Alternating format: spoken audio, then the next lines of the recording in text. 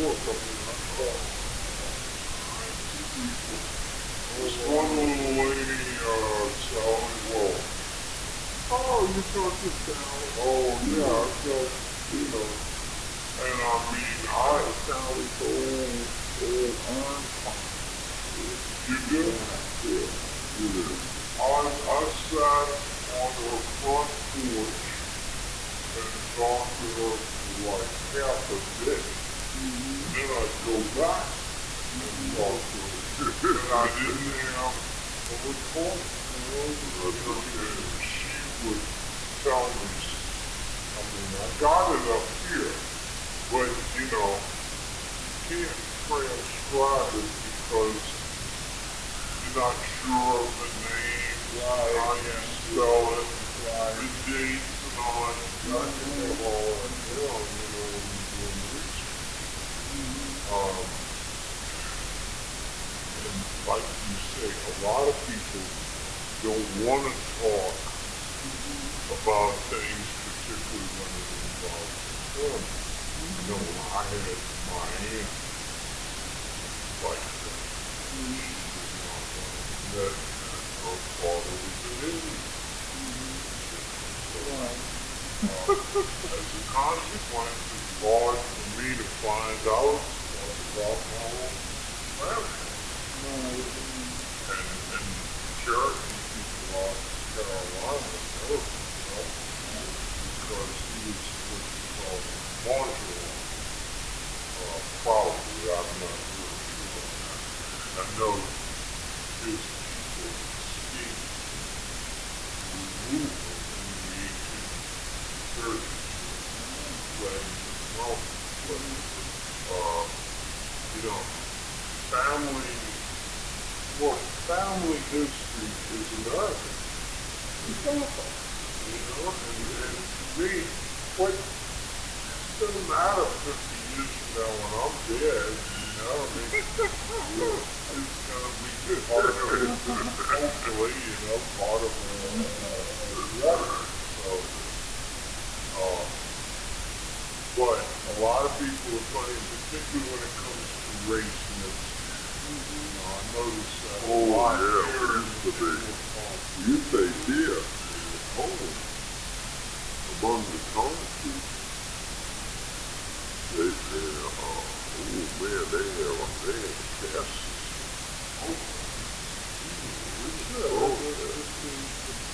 The whole people that just got through the call forest women, used to call forest women, I don't know what they call it now.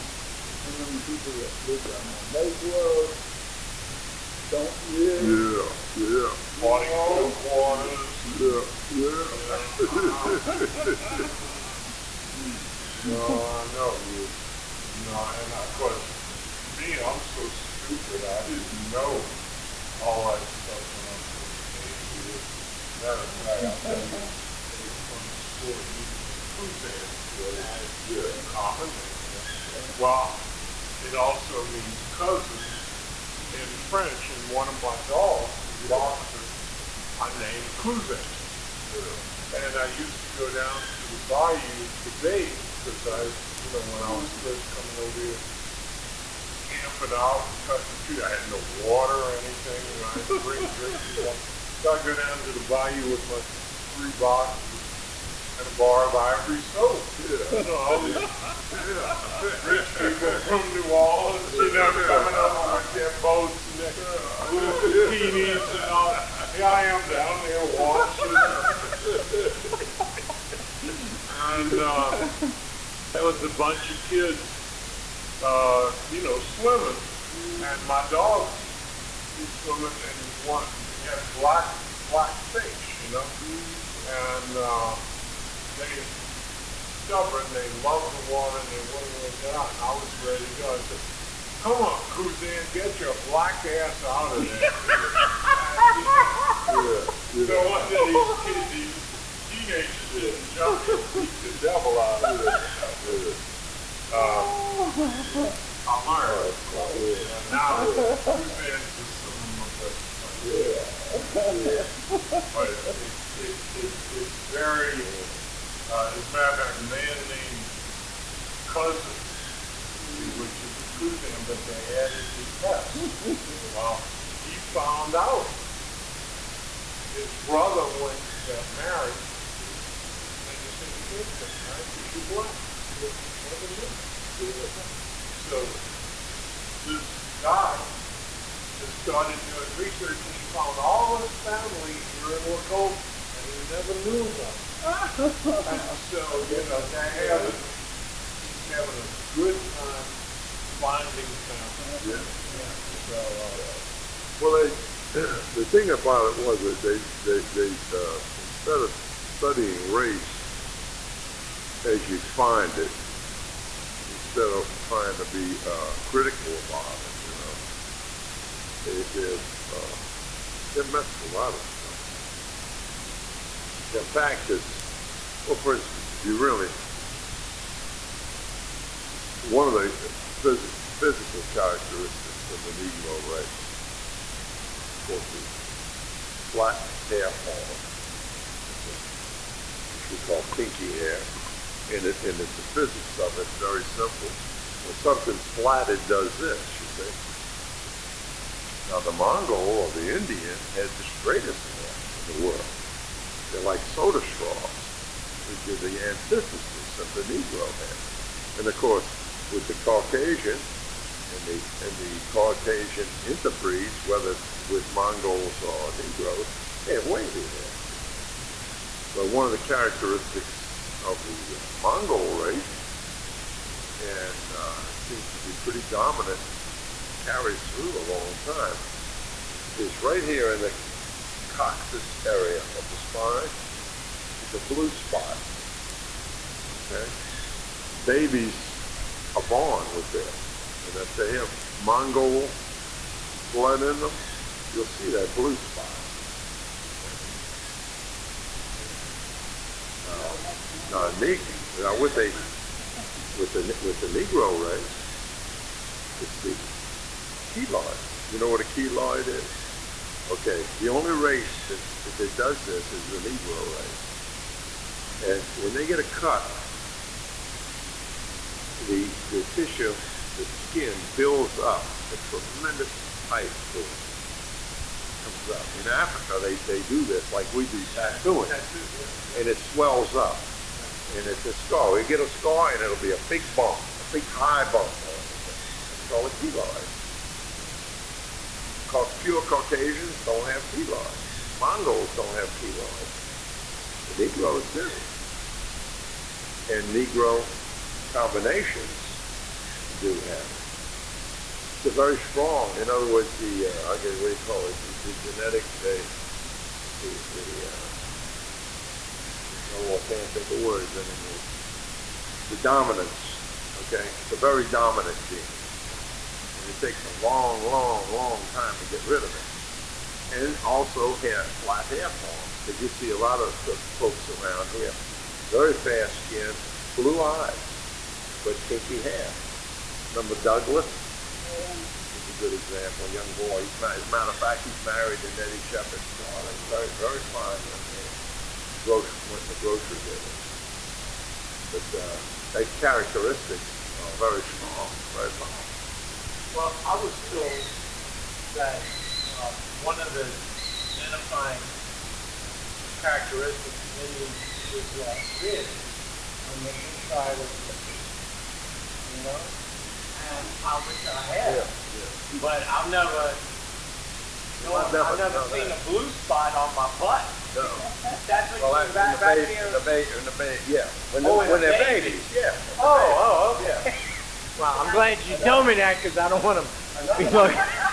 Well, another thing, a characteristic too, both the Negro and the Mongol share is a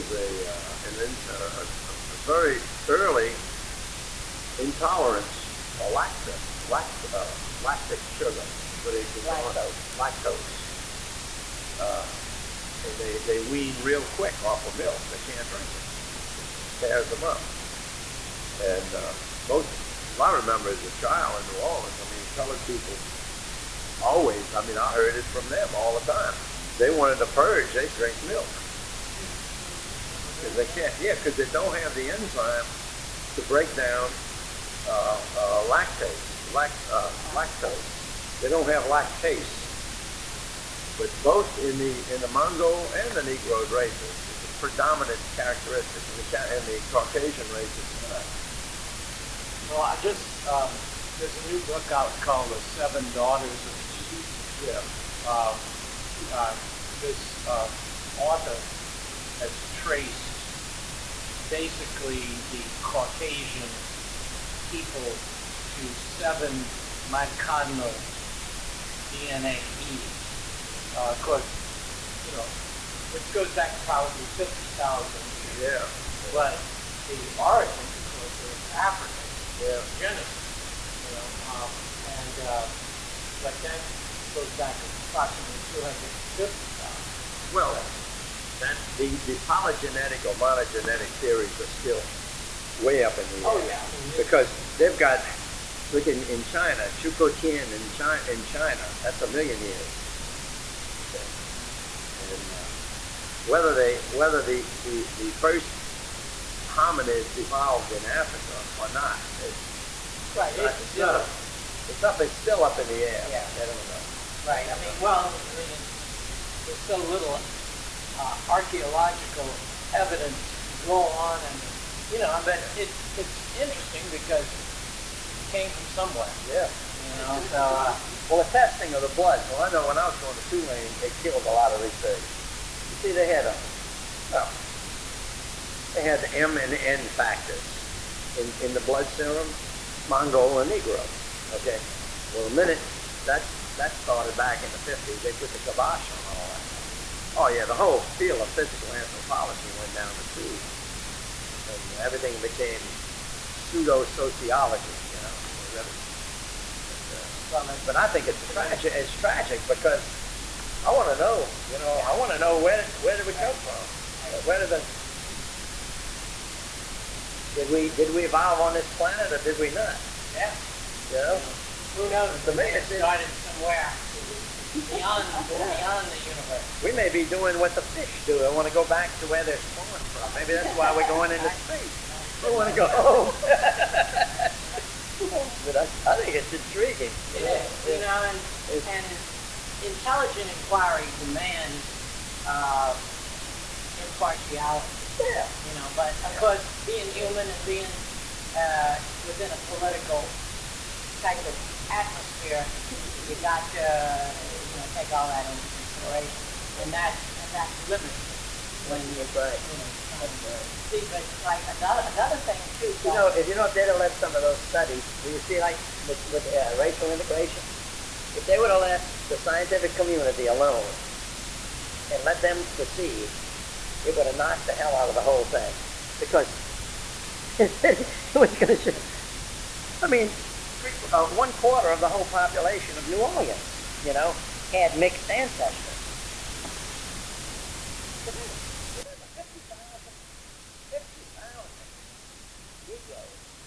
Well, free men of color. 50,000. They were probably slaves too, by the way. Somebody needs to write a book on black slaveholders. Oh yeah. Yep. Something's wrong with it.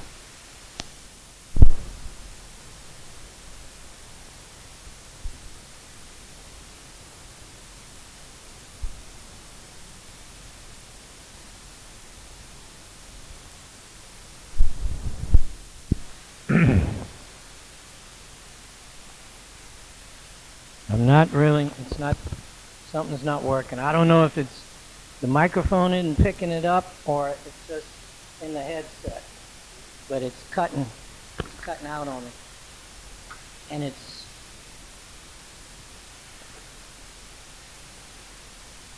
speed was off a little bit.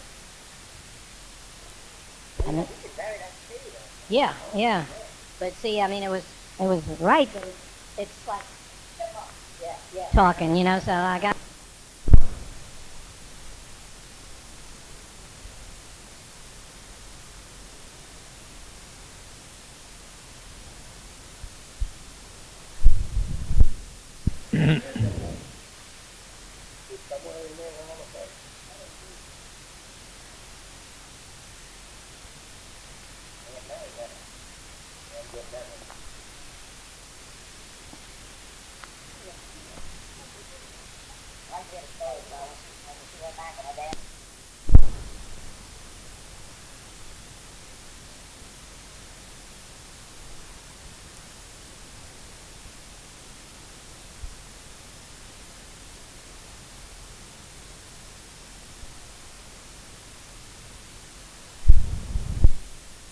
don't know what's happening here. I can hear a little bit of noise, but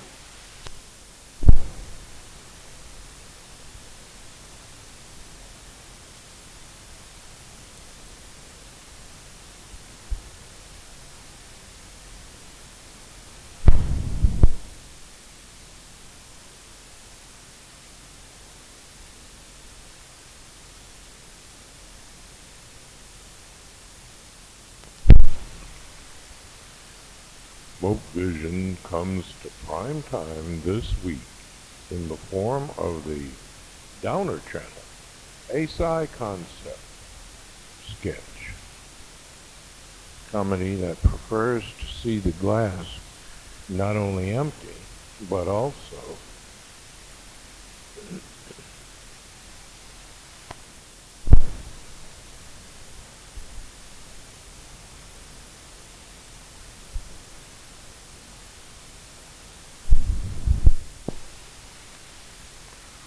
Smoke Vision comes to prime time this week in the form of the Downer Channel, a sci-concept sketch comedy that prefers to see the glass as not only empty, but also reduced to shards on the pavement, directly in the path of your oncoming tires.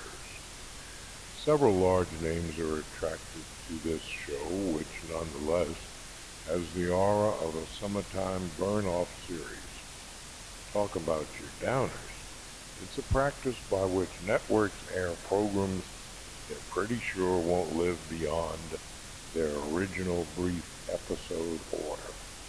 Steve Martin is an executive producer, as are Robert Morton and Steve O'Donnell, respectively, David Letterman's former producer and head writer. The Casey Warner